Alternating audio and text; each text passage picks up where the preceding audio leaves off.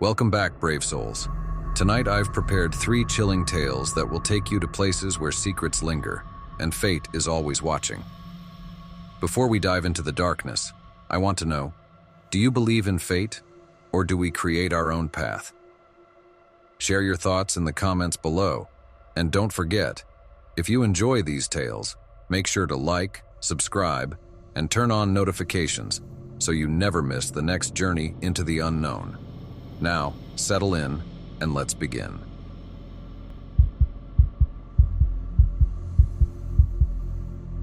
The Man Who Watched.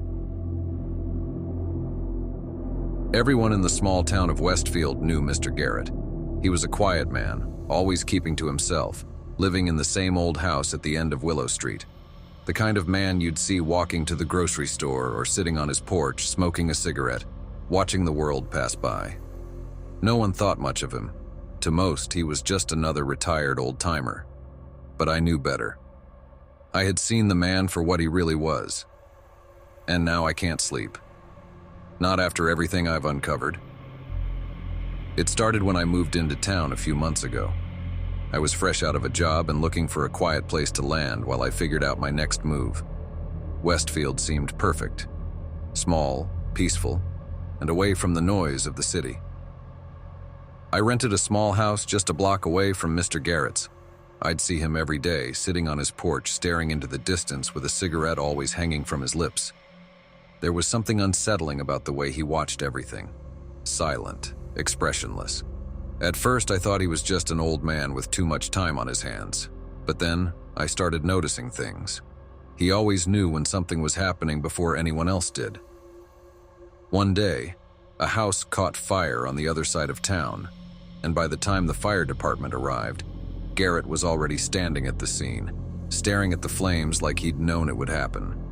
A week later, when a car accident killed a local couple, I saw him at the crash site, standing there with the same unreadable expression. It was more than just coincidence. He was always there, watching. One evening, as I was walking past his house, curiosity got the better of me. I slowed down, glancing at him as he sat there on his porch, smoke curling from his cigarette. He didn't look at me, but I felt his gaze, even from behind his dark sunglasses. I couldn't explain it, but something about him unnerved me. I began to wonder who this man really was. He had no family that I knew of, no friends, and no one in town seemed to know much about him. So I started digging. I wasn't prepared for what I found. Mr. Garrett didn't exist. Not officially, at least. His name wasn't in any local records, no birth certificate, no social security. I asked around town, but no one could tell me when he had moved to Westfield. He had always just been there like a fixture of the town itself. The more I searched, the more questions I had. I started to wonder if he was some kind of government spook, a retired intelligence officer maybe. The idea wasn't that far-fetched, especially considering the way he always seemed to know things before they happened. Then one night everything changed. It was late and I was working in my small home office reviewing some of the old articles I had found on Mr. Garrett. There wasn't much. Just a few passing mentions in local news stories, usually about tragic events in town. He was always in the background, a nameless observer. But as I scrolled through the articles, I noticed something chilling. In every photo, every single one, Garrett was there. Not just in Westfield, but in other towns, other places. He hadn't aged in decades. The photos spanned nearly 40 years, yet his appearance was exactly the same, always sitting in the background watching. Panic surged through me as I realized the truth. Mr. Garrett wasn't just a man. He was something else. Something that had been around for much longer than anyone could remember. I don't know what compelled me to go to his house that night, but I couldn't stop myself. I had to confront him, had to know what he was. I grabbed my coat and headed out into the night, my heart pounding in my chest. When I arrived, the porch was dark and Garrett wasn't there. For the first time since I'd moved to town, the house seemed empty. But as I stepped closer, I saw a faint light flickering inside through the front window. I hesitated, then knocked on the door. No answer. My pulse raced as I knocked again, harder this time. Still nothing. I tried the handle, it was unlocked. The door creaked open and I stepped inside. The smell of cigarette smoke hung thick in the air, and the interior was dimly lit by a single lamp in the living room. The house was small, barely furnished, with old yellowed wallpaper peeling from the walls. I called out his name, but the only response was the soft ticking of an old clock on the mantel. My stomach twisted as I ventured deeper into the house. There was something wrong here, something deeply unsettling. That's when I saw it, his study. The door was slightly ajar, and through the crack I could see the glow of a television. I pushed the door open, and what I saw inside nearly made me collapse. The room was filled with monitors, dozens of them, stacked on shelves covering every wall. Each one displayed live feeds from cameras all over town. The streets, the stores, people's homes, even my house. He had been watching us, watching me. I stumbled backward, horrified, but that's when I heard it. The soft creak of floorboards behind me. I turned slowly and there he was. Mr. Garrett stood in the doorway, cigarette hanging from his lips, his face as calm as ever. "I knew you'd come," he said quietly, his voice eerily calm. "You've been digging. That's dangerous." I opened my mouth to speak, but no words came out. My mind raced, trying to make sense of what I was seeing. "Why?" I finally managed to whisper. "Why are you watching us?" Garrett took a slow drag of his cigarette, exhaling the smoke with a sigh. "It's not about watching," he said. "It's about control." His eyes, those dark, unreadable eyes, bore into mine, and for the first time, I saw something behind them. Something ancient. Something that had been there far longer than I could comprehend. "You'll forget all of this by morning," he said almost gently. "It's better that way." And then the world went black. I woke up in my own bed the next morning, the events of the night before hazy in my mind. It felt like a dream, a nightmare I couldn't quite shake. But when I looked outside, I saw him again. Mr. Garrett sitting on his porch smoking a cigarette, watching.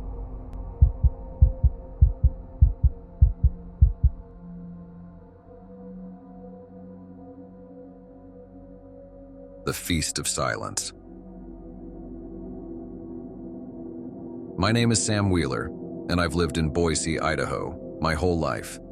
Not exactly the most exciting place, but it's home. I work as a delivery driver for a meat distribution company that supplies small towns all over the state. It's a straightforward job, nothing special, but the pay's decent, and the hours are flexible enough to keep me sane. About 2 weeks ago, I got an assignment to deliver a shipment to a tiny town called Prosper. I'd never heard of the place before, and considering how much I've traveled around Idaho, that was unusual. It was one of those spots so far off the map you'd think it didn't exist, but the order was legit. 50 pounds of high-quality meat, mostly beef and chicken, sent by a local restaurant called The Harvest Feast. Seemed routine at the time, just another job, but nothing about that trip was normal. Prosper was about a 3-hour drive from Boise, and it wasn't on any GPS system I could find. I had to use a paper map, the kind that's been folded 1,000 times and barely legible at this point. After winding through narrow roads and thick pine forests, I finally reached the town. It was strange. There were maybe 24 buildings, most of them small houses or shacks, with a diner and a general store making up the town center. Everything about the place felt stuck in the past, like it hadn't moved forward in decades. No cell service, no radio stations, not even a gas station. Just the heavy, oppressive silence hanging in the air. I pulled up to The Harvest Feast, the restaurant that had ordered the meat. It was a squat wooden building with a faded sign above the door. Looked like the kind of place that hadn't been renovated since the 1960s. A few cars were parked out front, but there were no customers inside when I walked in. An old man was standing behind the counter, wiping down glasses. He had gray hair, a lined face, and a pair of pale blue eyes that seemed too sharp for someone his age. He introduced himself as Henry, the owner. "You the delivery driver?" he asked, eyeing the boxes of meat I was bringing in. "Yeah," I said, setting them down by the door. "Got your shipment here. Beef and chicken, right? He nodded but didn't seem particularly interested. Good. We've got a big event tonight. I waited for him to sign the receipt, but something about the place made me uneasy. The whole restaurant was dimly lit, the windows covered with heavy curtains that blocked out most of the daylight. The air inside felt thick, like the place hadn't been aired out in years. Henry glanced at me. You hungry? No, I'm good, I lied. I've got a lot of deliveries today. Shame, he said. We've got a special dish tonight. Only comes around once a year. You'd be lucky to try it. Something about the way he said it made my skin crawl. I shook my head. Maybe next time. Henry just smiled. That's strange. Sharp smile that didn't quite reach his eyes. Suit yourself. I left as quickly as I could, but the whole drive back, I couldn't shake the feeling that something was wrong. The way Henry talked, the way the town seemed so isolated, so cut off from everything. It was like they were hiding something. That night I couldn't sleep. The air in my apartment felt stifling, and every time I closed my eyes, I saw Henry's face, smiling at me from behind the counter. I didn't know why, but the thought of the harvest feast in that town gnawed at me, kept me awake. So I did something I probably shouldn't have done. I went back. The next day I called in sick, packed up my truck, and drove back to Prosper. I don't know what I was expecting to find, maybe some explanation, maybe just to satisfy my curiosity. But what I found was so much worse. When I got to the town, it was deserted. No people, no cars, nothing. The streets were empty, the windows of the buildings dark. It was like everyone had just vanished. I parked in front of the harvest feast and got out of the truck. The restaurant looked exactly the same as the day before, but now there was a strange, rancid smell coming from inside. I pushed open the door, and the first thing that hit me was the heat. The place was sweltering, the air thick with the stench of rotting meat. The tables were set, plates of food laid out, but the food was untouched, left to spoil. Flies buzzed around the plates, and that same foul odor hung heavy in the air. I felt sick. "Hello?" I called, but there was no answer. That's when I saw the door in the back, slightly ajar. The smell was coming from there. My gut told me to leave, to turn around and never come back, but I had to know what was going on. I pushed the door open and stepped into the back room. It was dark, lit only by a single bare bulb hanging from the ceiling. And in the center of the room, there was a long wooden table. On the table were cuts of meat, raw and bloody, arranged like some kind of grotesque feast. But it wasn't just beef or chicken. There were human remains on that table, limbs, torsos, pieces of flesh, all laid out as if they were preparing for a meal. My stomach turned and I stumbled back, my heart racing, bile rising in my throat. Then I heard it, a low murmur like a chant coming from beneath the floor. There was a trap door at the far end of the room, slightly open. The sound was coming from down there. I should have run. I should have gotten back in my truck and driven as far away from that place as possible. But something pulled me toward that trap door. Maybe it was the same thing that had driven me back to Prosper in the first place. Maybe I just needed to know. I knelt down and lifted the trap door. Below there was a staircase leading down into darkness. The chanting was louder now, more distinct. I could hear voices, many voices, murmuring in unison. I took a deep breath and descended the stairs. The basement was vast, much larger than the restaurant above. The walls were made of old stone, damp and covered in moss. And at the far end of the room, there was a group of people, dozens of them, standing in a circle around a fire. They were dressed in dark robes, their faces hidden in shadow, chanting in that same low murmur I had heard before. In the center of the circle, on a stone altar, was a body, a man. He wasn't moving. I froze, unable to process what I was seeing.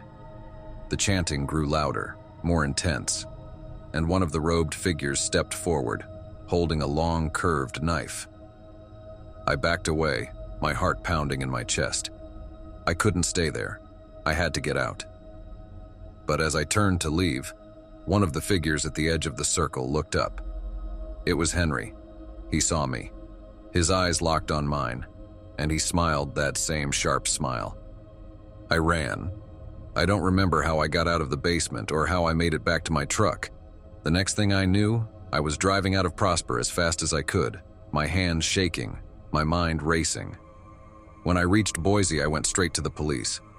I told them everything, about the meat, the basement, the people in the robes. But when they went to investigate, there was nothing. No bodies, no people, no sign of anything strange. Just an empty restaurant and a quiet town. They told me it was probably my imagination, maybe some kind of stress-induced hallucination. But I know what I saw. I know what's happening in Prosper. They're still out there. And whatever they're doing, whatever they're eating, it's not over.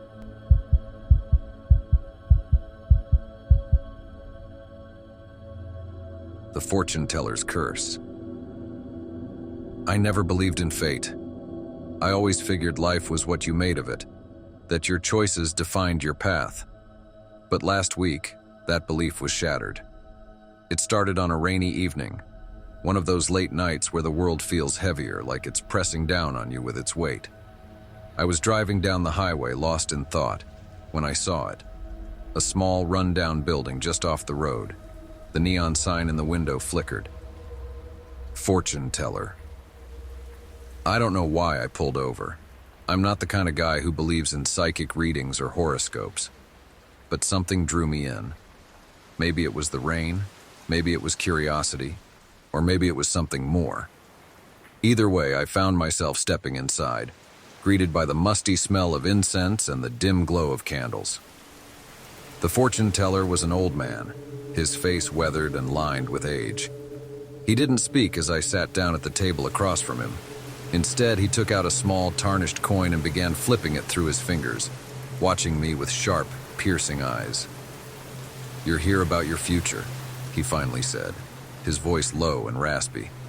I nodded, though I wasn't sure what I was looking for. I half expected him to start with some vague nonsense, something about love or success. Instead, he just stared at me, flipping the coin faster now. "You can't outrun it," he said after a long silence. "Fate is coming for you." I frowned. "What do you mean?" He held up the coin, letting it catch the light. "You've already set things in motion. The choices you've made, they can't be undone." A chill ran down my spine. "Are you saying something bad is going to happen?" He flipped the coin one last time and let it fall onto the table. It landed heads up, revealing a strange symbol etched into the surface. I didn't recognize it, but it gave me a sinking feeling in my gut. "Death," he said simply. "It's coming for you." I laughed nervously, trying to shake off the unease that was creeping in. "Come on, man.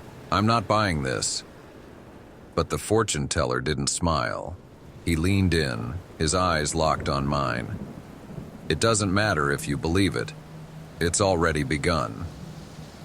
I left the place feeling stupid for even walking in. But as I drove away, something shifted.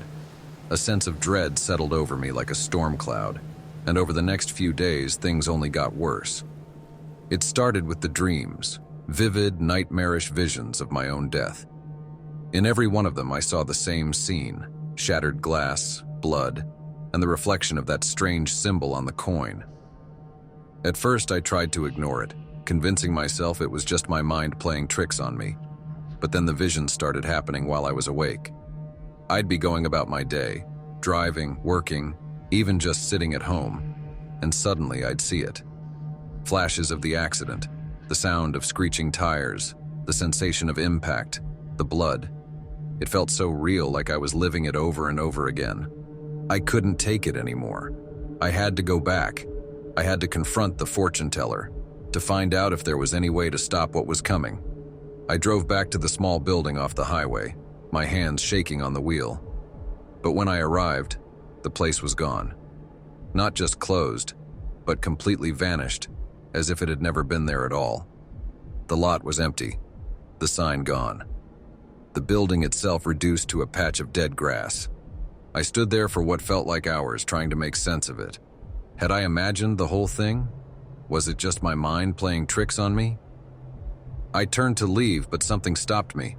A glint on the ground near where the building had stood. Crouching down, I saw a small, tarnished coin half buried in the dirt. As I picked it up, a strange sensation coursed through me, like a jolt of electricity. It wasn't just any coin. It was the same one the fortune teller had been playing with during our reading. I turned the coin over in my hand, staring at the strange symbol etched into it. It wasn't anything I recognized, but it felt ancient, powerful. I suddenly felt dizzy, the world around me spinning. I steadied myself against the car, clutching the coin tightly, and the visions returned. Flashes of my death, the broken glass, the blood. But this time, something was different. In the vision, I wasn't lying still. I was moving, fighting against the inevitable. And in the reflection of a broken shard of glass, I saw the same symbol that was on the coin. I snapped back to reality, my heart pounding. The visions weren't warnings, they were clues. I got into my car and sped home, my mind racing. I couldn't explain it, but I felt like I had been given a second chance. Something about the coin had changed everything. The feeling of doom that had been hanging over me for the past week began to lift, replaced by a strange sense of clarity. The fortune teller hadn't cursed me. He had given me a way out. That night, I sat at my kitchen table, the coin resting in front of me. I studied the symbol, trying to decipher its meaning, but the harder I thought, the more elusive it seemed. Eventually, exhaustion overcame me, and I fell asleep at the table, the coin still clutched in my hand. When I woke up, the first thing I noticed was the silence. No more whispers, no more visions. I felt normal. The sense of impending doom that had haunted me was gone, replaced by a calm I hadn't felt in weeks. I don't know how or why, but I was alive and I was free. The fortune teller had been right. I couldn't outrun fate. But maybe, just maybe, I could change it. As the days passed, the coin became a reminder, a talisman of sorts. I kept it with me everywhere I went, always tucked in my pocket.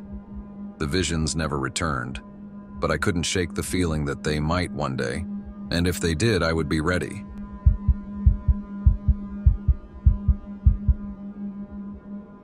Thank you for listening. If tonight's stories made you feel a little uneasy or left you questioning what's out there, let me know which one lingered with you the most in the comments below. Don't forget to like, subscribe, and hit the bell to make sure you don't miss the next unsettling tale. Until next time, stay safe. And remember, sometimes the unknown is closer than you think.